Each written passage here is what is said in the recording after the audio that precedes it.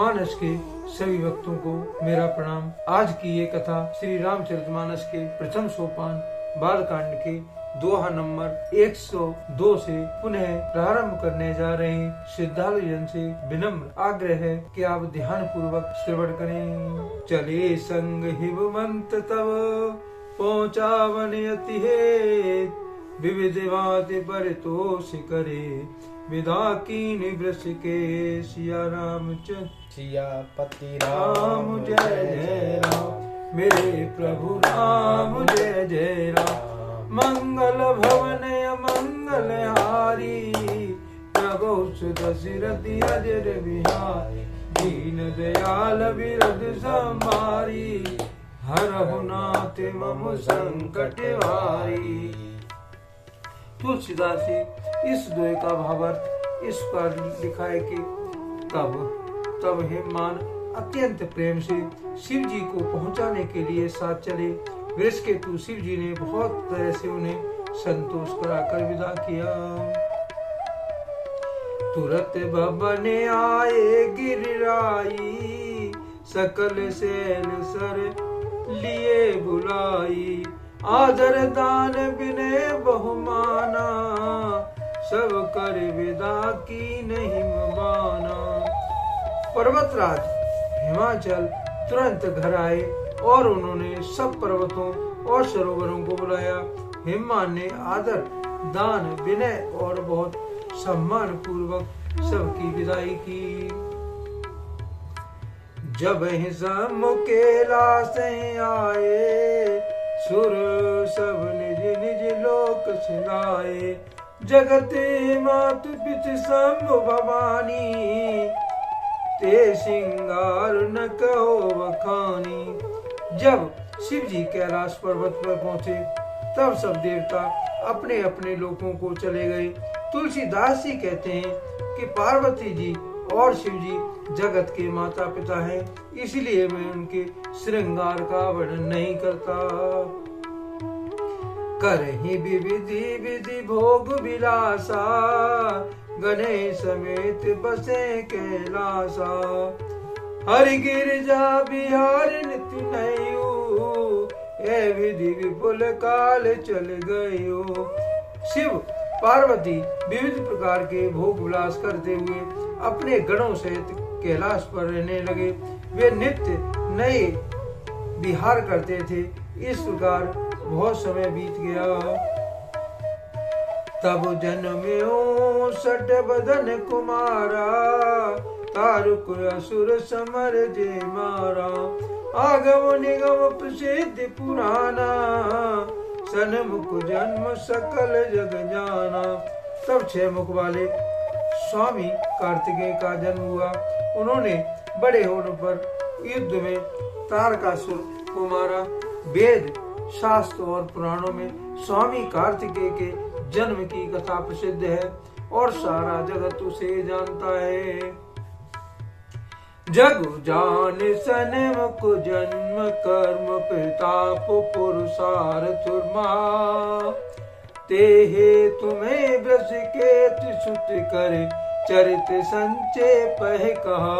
हे उमा शंभु विवाह, जे नर नार कहे जे गावई। कल्याण काज विवाह मंगल, सर्वदा सुख पावई। तुलसीदास जी इस छंद का इस तरह से वर्णन करते हैं। सड़ानन स्वामी कार्तिकेय को कहते हैं। स्वामी कार्तिक के जन्म कर्म प्रताप और महान पुरुषार्थ को सारा जगत जानता है, इसीलिए मैंने वृषकेतु शिव जी के पुत्र का चरित्र संक्षेप में ही कहा है। शिव पार्वती के विवाह की इस कथा का जो स्त्री पुरुष कहेंगे और गाएंगे, वे कल्याण के कार्यों और विवाह आदि मंगलों में सदा सुख पावेंगे। चरित सिंध गिरजा रमन, वेदन पावे पार। बरने तुलसीदास किम, अति मधि मंद गमारु। सियापति राम जय जय राम, मेरे प्रभु राम जय जय राम। मंगल भवन मंगल हारी, द्रवो सुदशरथि अजर बिहारी, दीन दयाल बिरद संभारी, हरहु नाथ मम संकट भारी। इस दोहे का तुलसीदास जी ने भावार्थ इस प्रकार लिखा है कि गिरजापति महादेव का चरित्र समुद्र के समान अपार है, उसका पार वेद भी नहीं पाते। तब अत्यंत मंद बुद्धि और गंवार तुलसीदास उसका वर्णन कैसे कर सकता है। समुचरित सुने सरस सुहावा, भारद्वाज मुनि अति सुख पावा, बहुलाल सा कथा पर बाड़ी, नैनन नीर रोमावल टाड़ी। शिव जी के रसीले और सुहावने चरित्र को सुनकर मुनि भारद्वाज जी ने बहुत ही सुख पाया। कथा सुनने की उनकी लालसा बहुत बढ़ गई, नेत्रों में जल भर आया और रोमावली खड़ी हो गई। प्रेम विवश मुखो आव न मानी, दशा देख हर से मुनि ज्ञानी। आओ धन्य तब जन्म मुनीसा, तुम्हें प्राण सम प्रिय गौरीसा। वे प्रेम में मुग्ध हो गए, मुख से वाणी नहीं निकलती।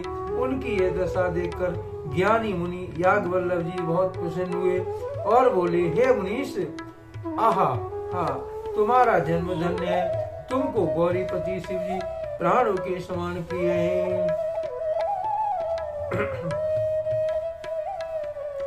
शिव पद कमल जिने रति नाही, राम ते सपने उन सुहाई। मिल छल विश्वनाथ पद नेहु, राम भगति कर लक्षण येहु। शिव जी के चरण कमलों में जिनकी प्रीति नहीं है, वे श्री रामचंद्र जी को स्वप्न में भी अच्छे नहीं लगते। विश्वनाथ श्री शिव जी के चरणों में निष्कपट विशुद्ध प्रेम होना, यही राम भक्त का लक्षण है। शिव सम को रघुपति व्रतधारी, विनयद तजी सती अस नारी। पुण्य कर रघुपति भगत दिखाई, को शिव सम राम प्रिय भाई। शिव जी के समान रघुनाथ जी की भक्ति का व्रत धारण करने वाला कौन है, जिन्होंने बिना ही पाप के सती जैसी स्त्री को त्याग दिया और प्रतिज्ञा करके श्री रघुनाथ जी की भक्ति को दिखा दिया। हे भाई, श्री रामचंद्र जी को शिव जी के समान और कौन प्यारा है। प्रीतम में कई शिव चरित, बुझा मरम तुम्हार।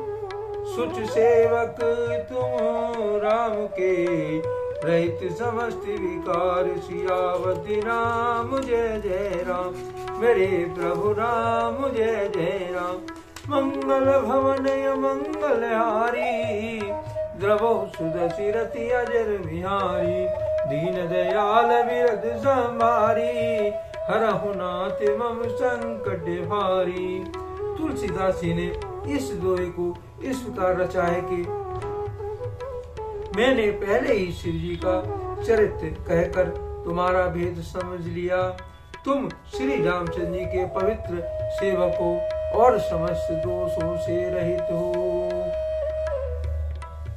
आज के लिए कथा का यही पर विराम दिया जाता है। यदि मुझसे पढ़ने में कोई त्रुटि हो गई हो तो राम सेवक जानकर मुझे क्षमा करें।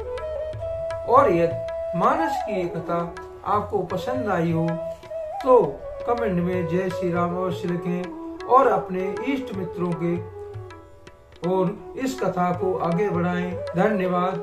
जय श्री राम।